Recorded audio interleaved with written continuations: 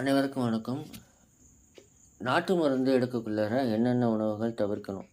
ஏன்னா எல்லாருமே சொல்லுவாங்க, நாட்டு மருந்து சாப்பிட்டாக்கா சைடு எஃபெக்ட் எதாவது வரும் அப்படின்ட்டு. அதே போல் தவிர்க்க வேண்டிய உணவுகளை நம்ம தவிர்க்காமல் சாப்பிடக்குள்ள தான் அந்த சைடு எஃபெக்ட்டுங்கிறது வரும். ஓகேங்களா?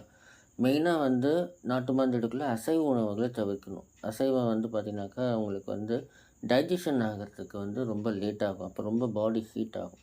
ஒரு எடுத்துக்காட்டுக்கு குழந்தையின்மைக்கு மருந்து எடுக்கிறாங்க அப்படின்னாக்கா, அவங்களுக்கு என்னென்ன உணவுகள் கட்டுப்பாடாக இருக்கணும்னு பார்த்தீங்கன்னாக்கா, மெயினான விஷயம் அசைவம். ஓகேங்களா?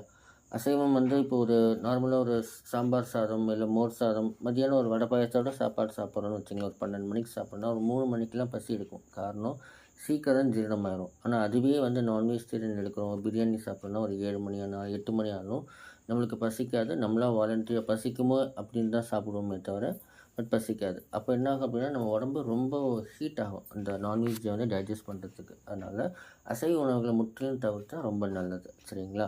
அதே போல் காய்கறிகளில் பார்த்திங்கனாக்கா, மஞ்சள் பூசணிக்காய், கத்திரிக்காய், பாவக்காய், அகத்திக்கீரை இதை சுத்தமாக அவாய்ட் பண்ணிடணும். சரிங்களா? கசப்பான காய்கறிகள் சேர்க்கக்கூடாது, மெயினாக அது. சரிங்களா?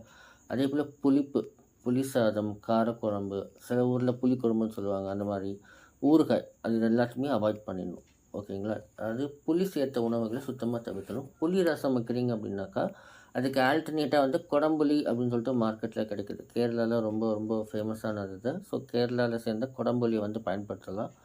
அது சாப்பிடக்குள்ள என்ன அப்படின்னாக்கா, உங்களுக்கு அந்த அளவுக்கு புளி டேஸ்ட் இருக்கும், அந்த அளவுக்கு பாதிப்புகள் இருக்காது. சரிங்களா?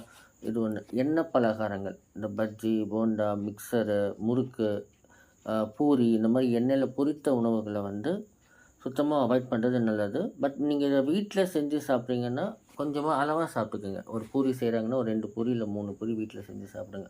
வெளியில் கடைகளில் போய் சாப்பிடக்குள்ள பூரி சாப்பிட்றது, இந்த பஜ்ஜி சாப்பிட்றது, சில பேர் பார்த்திங்கன்னா இந்த சோயா பொரித்து விற்பாங்க, அந்த சோயா வாங்கி சாப்பிடுவாங்க. சரி, நான்வெஜ் தான் நம்ம சாப்பிடக்கூடாதுன்னு சொல்லிட்டாங்களே, நம்மளுக்கு ப்ரோட்டீன் தேவை அப்படின்னு சொல்லிட்டு சோயாவை பொரித்து வாங்கி சாப்பிடுவாங்க. அதை நீங்கள் வீட்டில் பொரித்து செஞ்சு சாப்பிட்டாக்க எந்த பிரச்சனையுமே கிடையாது. ஓகேங்களா? கடைகளில் வாங்கி சாப்பிட்றத தவிர்க்கிறது ரொம்ப நல்லது. சரிங்களா? ஸோ இதுதான் நார்மலாக இந்த குழந்தையின்மைக்காக எடுக்கக்கூடிய மருந்துகள் இருக்கக்கூடிய கட்டுப்பாடுகள். ஓகேங்களா? நீங்கள் சாப்பிட வேண்டிய உணவுகள் அப்படின்னு பார்த்தீங்கன்னாக்கா, நீங்கள் ஆஸ் யூஷுவல் நீங்கள் சாம்பார் சாதம் சாப்பிட்லாம், மோர் சாதம் சாப்பிட்லாம், தயிர் சாதம், அதெல்லாம் எந்த பிரச்சனையுமே கிடையாது.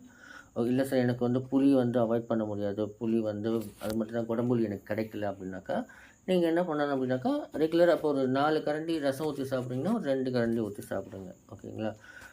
புளிப்பான தயிர் சாப்பிட்றதுல எந்த பிரச்சனையும் கிடையாது, மோர் சாப்பிட்றதுல பிரச்சனை கிடையாது. எலுமிச்சம்பழம் ஜூஸ் கூட வாரத்தில் ஒரு 3 நாள் நீங்கள் குடிக்கலாம். அதிகமாக கூட இல்லை, வாரத்தில் ஒரு 3 நாள் குடிக்கலாம். சில பேருக்கு உடம்பு சீதளமாக இருக்கும், ஜூஸ் குடித்தா உடனே சளி ஜுரம் வரும். அந்த மாதிரி இருக்கிறவங்க வாரத்துக்கு 3 நாள் எடுத்துக்கலாம். உடம்பு ஹீட்டை குறைக்கிறதுக்கு இந்த சோத்துக்கத்தாழை ஜூஸ், பெரிய நெல்லிக்காய், தேன் நெல்லிக்காய் நிறைய பேர் வாங்கி சாப்பிடுவாங்க. அந்த தேன் நெல்லிக்காய் அவாய்ட் பண்ணிவிட்டு வெறும் நெல்லிக்காய் வாங்கி சாப்பிட்றது ரொம்ப நல்லது. ஓகேங்களா? அந்த மாதிரி சாப்பிட்டு வரலாம். ஸோ இதெல்லாம் உணவு முறை. இதுதான் வேண்டும். இதுக்கு மேலே நீங்கள் இன்னும் நல்ல ஸ்ட்ரென்த்தாக இருக்கணும், மருந்து சாப்பிட்டுக்கலன்னா 2 முந்திரி பருப்பு, 2 பேரிச்சம்பழம், ஒரு 4 காஞ்சி திராட்சை, இந்த மாதிரி சாப்பிட்டு வரலாம்.